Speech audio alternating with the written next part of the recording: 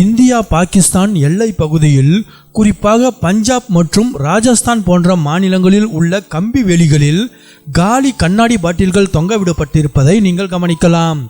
இது பார்ப்பதற்கு விசித்திரமாக தோன்றினாலும் இதற்கு பின்னால் ஒரு மிக முக்கியமான பாதுகாப்பு மற்றும் தந்திரோபாய காரணம் உள்ளது.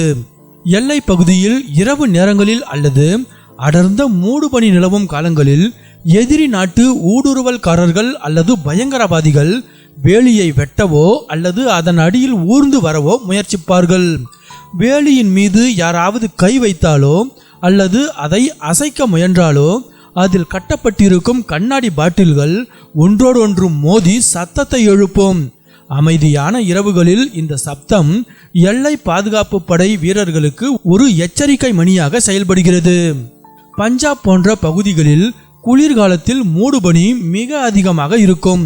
அப்போது சில அடி தூரத்தில் இருப்பவரை கூட காண்பது கடினம். நவீன கேமராக்கள் மற்றும் சென்சார்கள் இருந்தாலும் சில நேரங்களில் தொழில்நுட்ப கோளாறுகள் ஏற்படலாம்.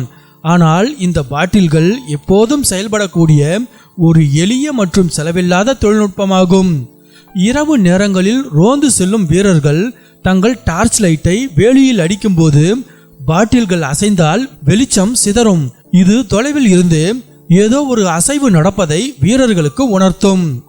நவீன ரேடார் அல்லது லேசர் கருவிகளை பொருத்துவதற்கு பல கோடி ரூபாய் செலவாகும்.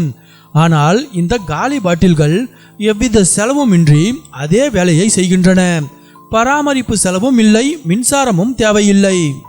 நவீன ஆயுதங்களும் அதிநவீன கேமராக்களும் எல்லையை பாதுகாத்தாலும் சில நேரங்களில் மிக சாதாரணமான பொருட்களே மிக சிறந்த பாதுகாப்பை வழங்குகின்றன.